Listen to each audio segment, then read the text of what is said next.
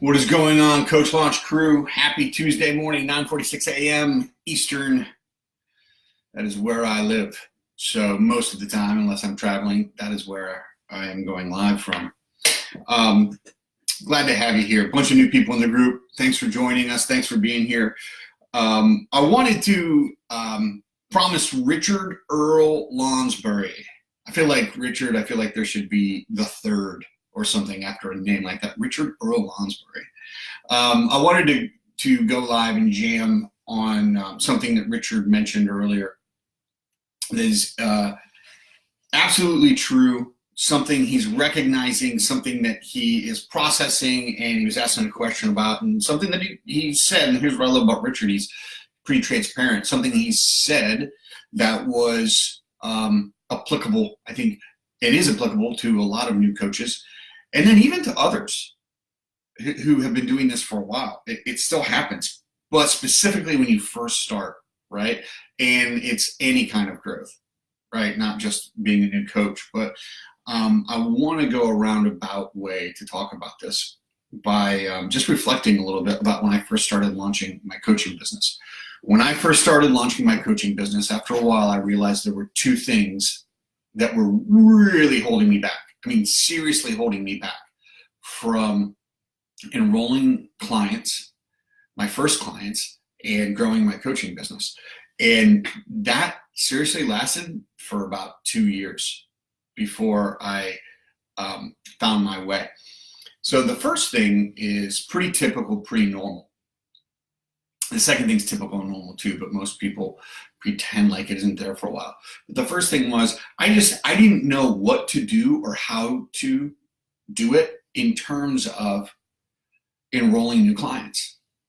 And so I was just trying to figure out, okay, what do I need to do and how do I do it on a consistent basis so that I can continually enroll new clients and have an impact for life transformation as a life coach and a mentor. And so that's what I was trying to figure out. What do I do and how do I do it? Okay. That's the first thing. And so I tried so many different things, and you've heard my story. Good morning, Cindy. I hope you can hear me all right. Let me know if you can hear me. How many times I've gone live, not just in this group, and my mic's been muted. But you're always all good about telling me about that. So yeah, the what do I do and how do I do it? And if that's something you're trying to figure out, check out the units. For sure, if you're a brand new coach, or if you're not a brand new coach, but you still haven't figured out how to consistently enroll new clients, it's the what and the how. Okay. Here's the second thing that was holding me back that I was aware of on some levels, but it was mental framing and emotional fitness issues. And all of those usually revolve around some kind of fear. Thanks, Cindy. Thanks, Joe. Appreciate it. Usually those revolve around some kind of fear. Now, I wasn't aware. I mean, I was aware, but I wasn't as keenly aware at first that fear was actually an issue for me, that I had mental framing and emotional framing issues, right? And here's how I found out. And then I'm going to dive into the fear part, because we talk all the time about the what and the how. Once I learned what to do and how to do it, I still found myself holding back from going all in and doing it. Once I learned the what and the how, and as I was learning the what and the how, I found myself still holding back from sharing my content, from engaging with people, from being very direct in conversation. I was just afraid, and of so many things. I always say, and I just believe it's true, Betty, how are you doing? Is it Betty or is it Bet? I want to get that right. Humberto, greetings, brother. Hope everything's well in Mexico City.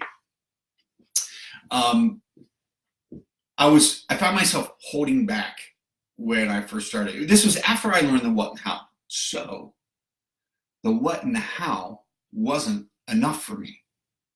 The what and the how wasn't enough for me, right? Here's what that looks like for most new coaches. If you're a new coach, you've been involved in some kind of self-development for a little while. Yeah? Does that make sense? If you're a coach, you've been involved in some kind of self-development for a little while. Betty Davis. All right, beautiful. That's what I thought. And thank God you don't have the drama. So most coaches know that it's important how you talk. It's important how you think, right? And so they don't want to admit to fears. They don't want to even verbalize that they have a challenge. In fact, they won't call a challenge. They'll call it an opportunity. And that's fine. And I get it. I understand NLP. I understand the power of language. I get it. I get all of that, right? Language is powerful. The way you think is powerful. However, we cannot deny or suppress what we are feeling. That is not emotional fitness. That is not emotional fitness, right? Now you can use mental framing, morning formula sheets to try to mind control yourself. But if at some point you don't let yourself feel what you're feeling, you will be blocking all of your energy and you will be completely holding back. And that's where I found myself, right? These fears that were holding me back. I wouldn't have called them fears back then, though. I wouldn't have. But basically, all of my fear came from my early formative years. And in fact, in every single person I've worked with as a new coach or as a Fortune 100 or Fortune 50 executive, every single block that I've helped them through has all come from an event that took place in their formative years. That's why they call them formative years, because they form us. An event that took place in their formative years that negatively impacted them or sometimes positively impacted them. And then they started making agreements with the thoughts and the effects of that event. And it's held them back ever since, right? So once you learn the what and the how, you would think you would be all set to take off. But it's not the what and the how that keeps us, right? It's the fear that holds us back. So, Richard, your question about other people reacting oddly or negatively or uncomfortable with your growth is extremely normal. Happens all the time because it pokes at their stuff. And your concern about how they respond to you is your stuff. Does that make sense? Go get him, Betty. Kyle says, listen to this in a bit because I'm experiencing something similar. Yeah. Just as definitely agree, there are many techniques to get around or manage things, but at some point you have to face what you're really feeling and not processing. Bingo. That's why in my conversation with Betty earlier this morning in the group, surrender, I found surrender to be the way, right? Allowing that stuff to process, letting go of those, breaking those agreements, letting go of those preferences. But Richard, this is absolutely normal. You will go through it and you will find that every time you invest in your own growth, it's going to make other people uncomfortable. We talk about this as the crabs in the pot, right? You know, when you have a crab bucket, there's no lid on that because they don't need a lid.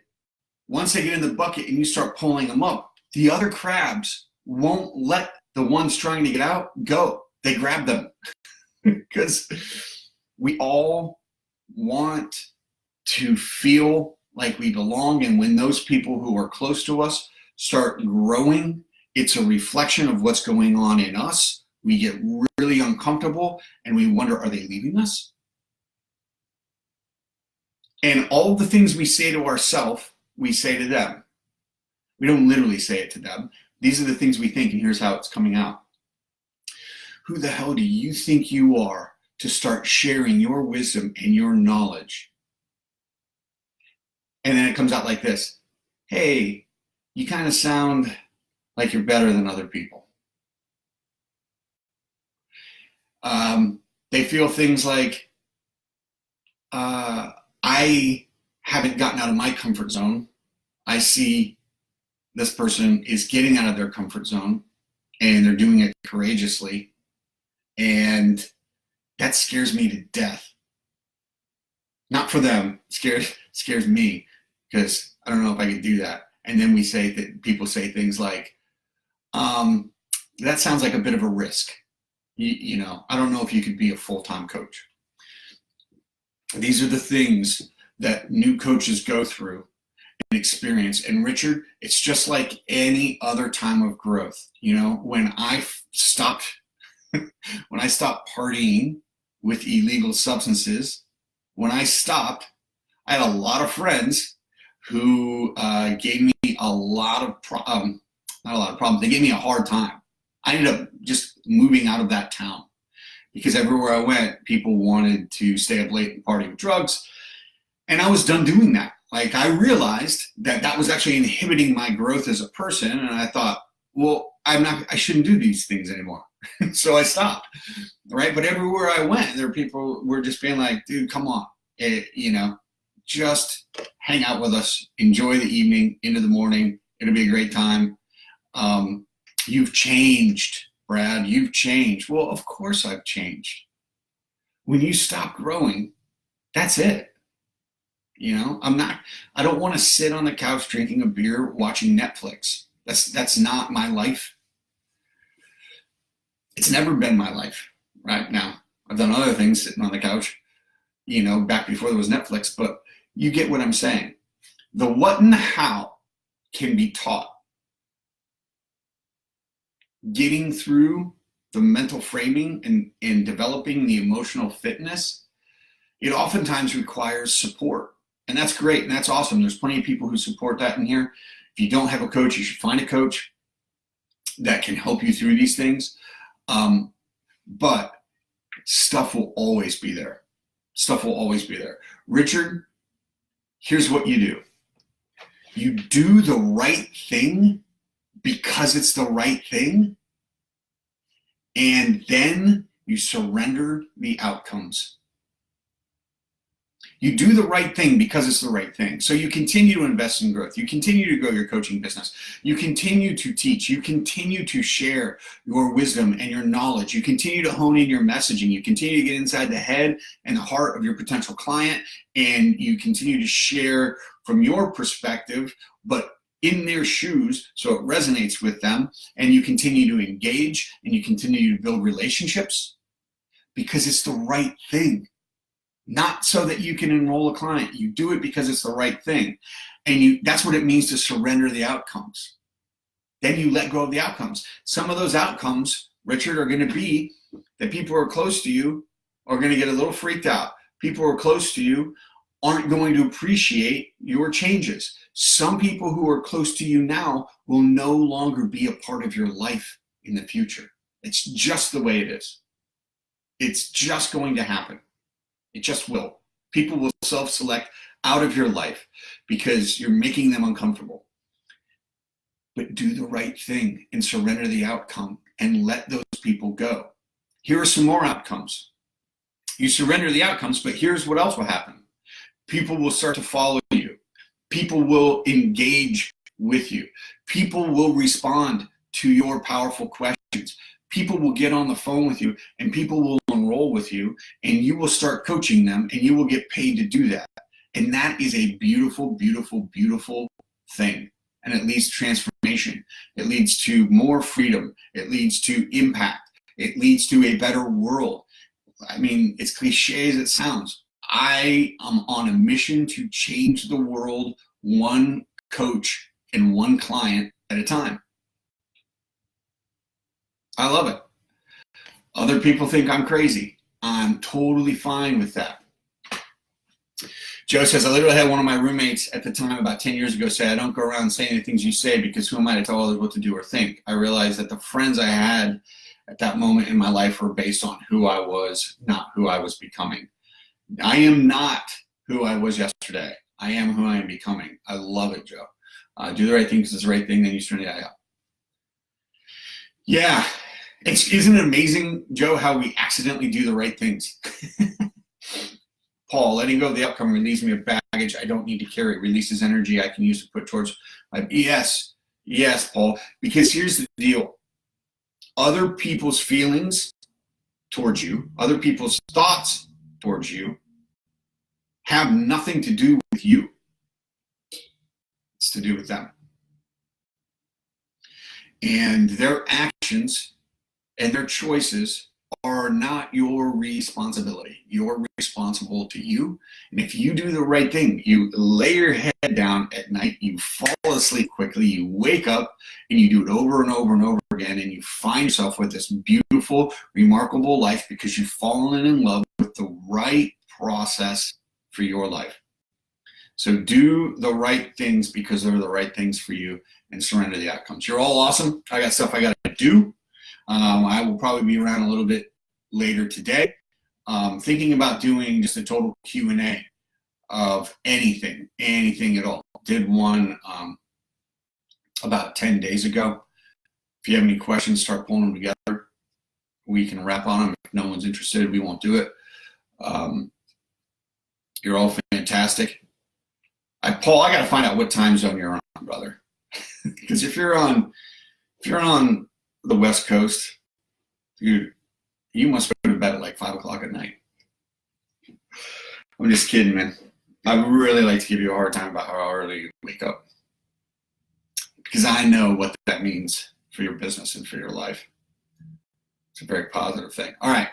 I will talk with you all soon. I hope you talk with me. Makes it a conversation. I love Facebook Live. I love being able to interact with you all right away. It's a great group. If you're brand new, hit the units. Lots of really, really experienced and smart people in here. They will absolutely give you the help you need. Peace.